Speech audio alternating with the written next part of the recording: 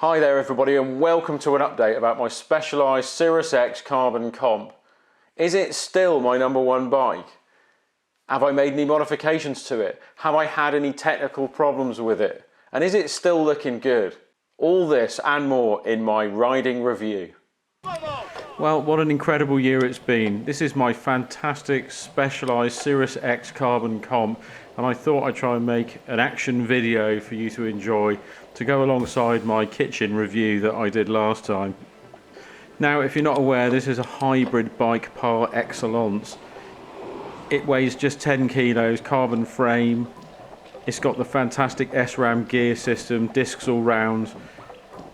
And one thing to say is that it's built for the climb. Where I live, I'm surrounded by hills. There are lots of winding roads, country lanes, climbs and drops. And I live at 220 feet, which means everything I do is a fantastic downhill, often followed by a crippling uphill.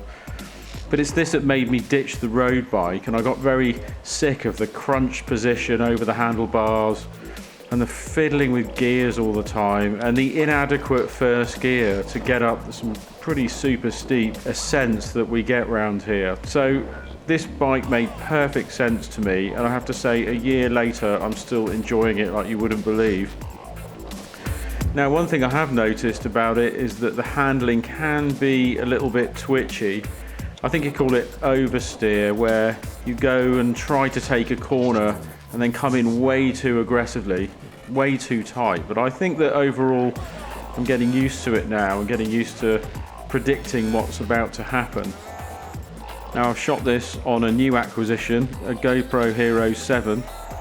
It's in 1080p, 50 frames a second, and this is my first attempt at having a go at a video like this. I now realise that there's too much wind noise, and I also thought it would be nicer perhaps to give some commentary from the saddle, but I just don't know what equipment to buy. So if you have got any ideas, do you please leave them below in the comments section. I'd really appreciate that. But as I come down this straight, watch out for the guy in the road on the left hand side. I had to be a little bit cautious, but I'm doing about 25 miles an hour here, and as I come to the traffic lights, slam the anchors on and then come to a complete stop. It's this type of exhilarating ride that I love about this bike. In other words, I don't have to be doing anything particularly dangerous to have an exhilarating urban experience. One thing before we do leave, the acceleration. Put it in a reasonable gear before you leave the traffic lights. Stand up and really give it some. As you really start to fly, you can start to drop it down gears, but you have to be careful that you're not standing on the pedals, otherwise the chain will slam into the gear beneath. It's one of the drawbacks of the SRAM system, having such a very large diameter cassette, but you do get used to it after a while.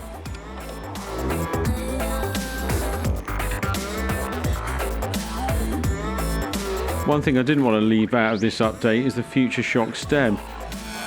I've been riding this bike now for a year, and I wasn't massively convinced about it at the start, but when you do ride over rough concrete, rough terrain like this untarmacked road, you do start to understand that it is taking the impact out of the handlebars, something you can most definitely feel through the saddle and through your pedals.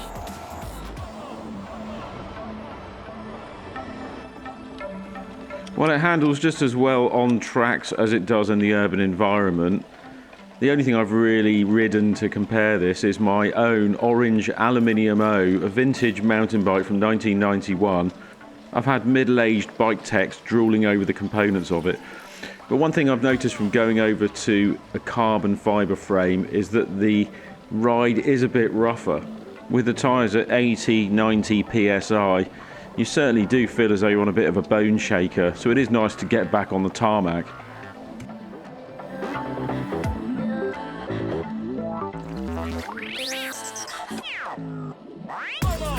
One of the things I wanted to mention was the frame size. It's an XL, I'm 6'3", I'm longer legged than I am backed. But it's the first time I've ever had a frame and a ride that's completely suited me and completely fitted my body shape.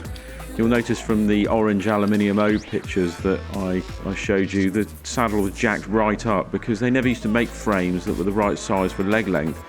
This bike has sorted all that out and I now have a comfortable and engaging ride.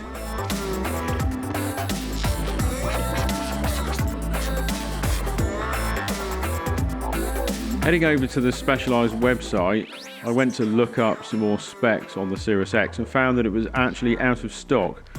Now, it seems to have been out of stock for quite some time, which now makes me think that the product has been discontinued, and I think I'm actually correct in saying that. But if you go to the website and go to bikes and then go to shop by model, it now turns out that there's an entire range of Sirrus X. There's 4 bikes in total, ranging from $799 to $1,649. If we go and have a look at them, you'll see that they're now trying to appeal to a whole range of urban commuters. So the Sirrus X3 is $799, the Sirrus X4 is $1,199, and now there seems to be this Sirrus X5, which seems to look the same as the Carbon Comp. It's quite difficult to work out what the differences are. They look very similar on first glance, but when you actually go into the Sirrus X5, you now start to realise that there's a difference in the drivetrain. The chain set at the back, the derailleur, if they're still called that, is actually made by Shimano. It's a Shimano SLX, and there's definitely a difference there in the crank and the chain ring that you can see. There's different tyres, Pathfinder Pro tyres. Other than that, everything seems to appear exactly the same, except for the graphics and the slight dark blue colour. Everything looks roughly as it was. So maybe what's happening is they're actually going to discontinue the Carbon Comp and replace it with the Sirrus X5. Yet to know. Frame size is still the same, extra small all the way up to extra large. Have I need to make any modifications to the bike? Well, the answer is no. The only thing I've done is added to it. I've put these fantastic overbends, they're S-Works bar ends on the end of the handlebars, and that really makes climbing and ascending a lot easier. So how am I getting on with the saddle? It was one of my original complaints. Wasn't massively comfortable. I bought a pair of Alley cycle shorts, and that helped immensely with increasing the comfort. The original problem came from the enduro bib I've been wearing over the winter. I'm going to get myself an Alley bib. So there we are. I think that's it. I think I'm done.